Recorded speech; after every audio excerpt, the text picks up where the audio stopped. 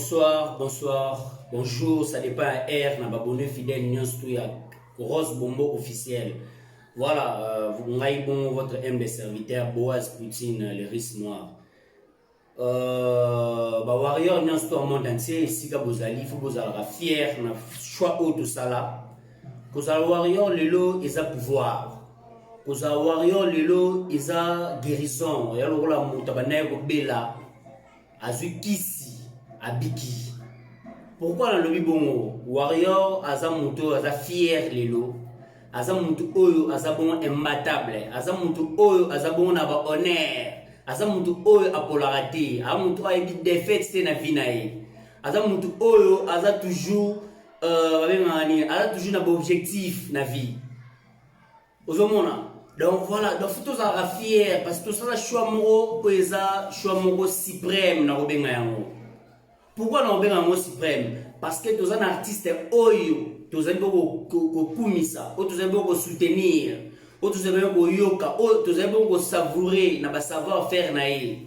Azo bercer biso, azo pesa biso biloko na temps réel et puis na temps oyo tous les avons besoin. Tout là la kanzalati. Or ils ont un orchestre belé na République démocratique du Congo.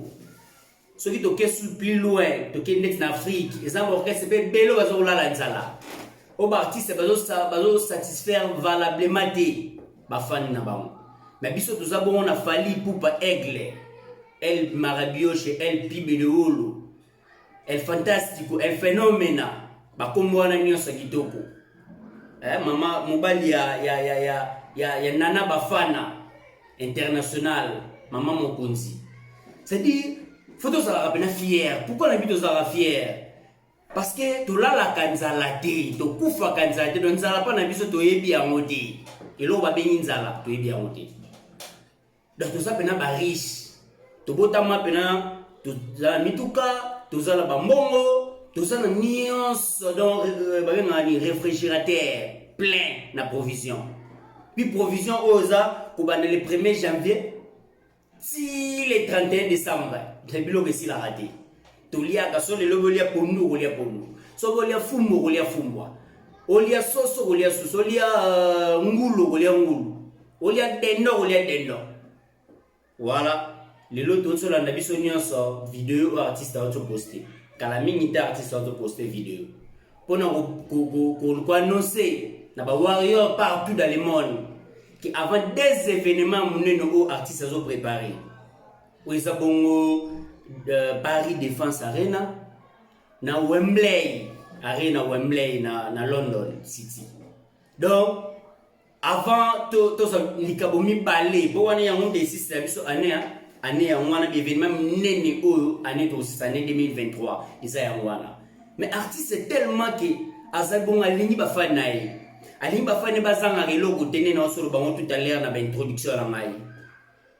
À la Kibiso Sigo et bangé na bon pas bangé na mon événement mais concert populaire où il peut biso et même biso na ba mi bangé événement wana où ya ba arena l'homme d'arena l'homme du stade l'homme d'arena dans la place artiste ni ma biso.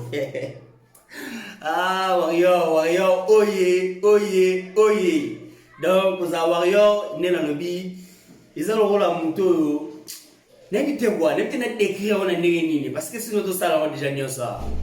Mais aux warriors ils ont une signification belé malamu toujours positif, négatif. Le loyo na noska au artiste tout ça là mais na zo mona ils ont la ndolo. Parce que ton artiste a dit concert populaire, na mona déjà concert ya ndolo. Concert ya ndolo. Concert ya ndolo. Après ndolo tant aussi ça bongo ba arena. Après j'ai francophonie tant aussi là. Na dit que artiste a toujours les guides, suprêmes parce qu'il aime tout a pesa kanzela, ala kisa kanzela bi ba musu balanda. Ça dit ba passer na biso ils sera présent ba artiste musu. Loko la fait rigola. Loko la va na biso wenge.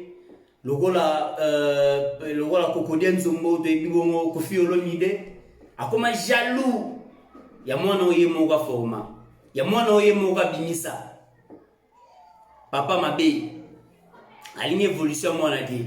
Mais moto afali imata. emata oya bango ekita fali mo sala yango aloba yango depuis na album na liboso droit chemin tamba ke moto ya fali emata ya bango ekita ba mona on dit ba blague tant que ça tient dans l'album droit chemin ayeba ki pona nini droit chemin do alingi chemin ezala na droit ya pe tozo mona le chemin eza toujours droit o bangala bango mo balobaka nzileza alima izota mola na tout droit parce que mon zigzag ezali ezati les Marocains balobaka zigzag ezati c'est-à-dire non fali na invité parce que le lot tozo mona le lot o artiste zo sala kala bat ba ignora ngo tant artiste ko même mabiso na monde ya ba featuring na monde ya ba kobeta ba nino ba musique ya lopoto ebele ba ignora kango Ferregola asala même interview pour on le bailler non nana tinde akotama en français mais le français on rattrapé mo et comme ce qu'on arrête et vous comprendre montant za na vision so artiste le l'homme il peut ça comme aigle ça ba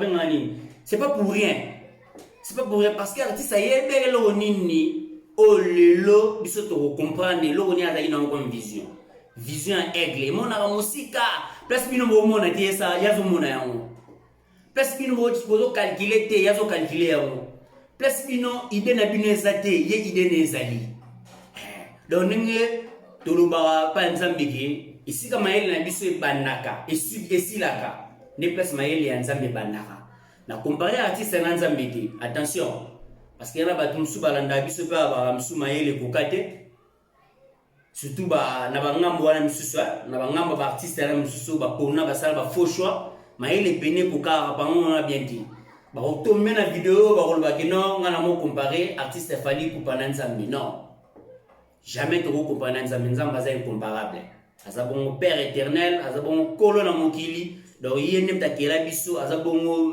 maître ya tous les maîtres to comparer te maintenant na zoloba na pesi exemple wana pona omonisa ke place mayele ya artiste wana lokola Ferregola lokola Koffi Olomide lokola JB Piana lokola Weranson lokola Koffi lokola Fabrice bango nyonso wana ba band nyonso ba artiste oyo bazo fournir logo te ba waze kwa tutula ba produit fini place mayele na bango esilaka ne place ko ya fali banaka ndesiko moni place isko na comparer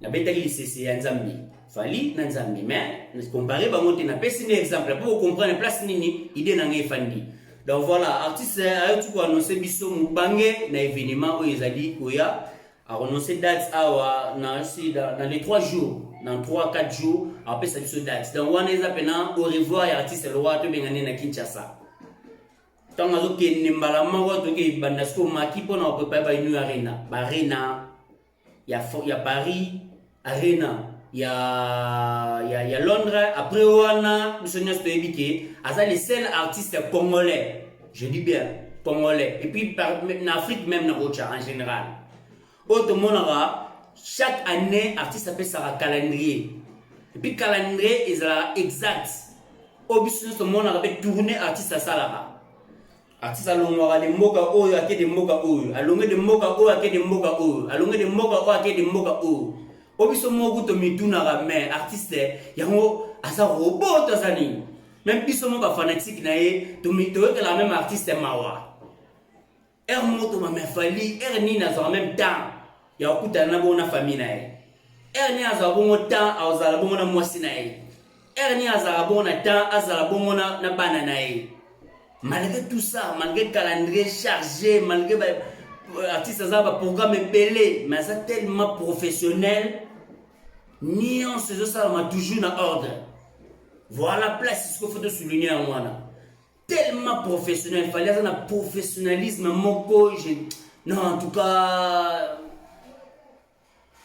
nulle part ailleurs. Donc, il faut savoir warrior. Pour vivre Marambo, faut savoir warrior pour mon bilingue. Faut savoir warrior. Donc sans warrior, bilingue au monde nulle part. Donc après des événements, après Nolo, tant artiste a voyagé bon que livrer biso des concerts autour de la arena. Arena coûte déjà il y a Paris coûte déjà c'est tonne kala. Ba baxa sur ba place c'est tonne, place déjà blindée. Donc si vous avez une nouvelle tant on a annoncé biso arena il y a London, il y a Wembley. Ba place ici. Donc nanyo so wala su Hermos to fani photos à la fière ba warrior. Donc photo bena pèse moment to fani to à la fière. Ya mwana na osenga na bino bo se permettre de na mutu so zo lo ba mabe afali. Mutu azo dénigrer fali zo lo ba mabe azo insister fali en tout cas photos à wana pour nous défendre artiste. Ici so ko kunna fo kunda. Tous exemples il y a Big Boy, business toto là dans procès il y a kidnapping tout ça à mon avis province à Kinshasa. Tout le monde bon Big Boy malgré qu'il y a une condamnation mais à se cacher quitter au Yazali à se cacher quitter devant tout le monde à lui Kaza Warrior so ka sala yibongo na seleo parce que nemi monene artiste fali poupa waza bongo to benga nini jalousie c'est l'artiste ba jalousie mal placée y artiste un biso moneno to lingara aigle mobutu de king a manifester ki yango ka sala ki bongo ko afinga ka fali ya mwana yi akenda ko kote le pa yibaye ba basket moi quelques baskets to azaki na ona ndako et pas kutaye monogopolele.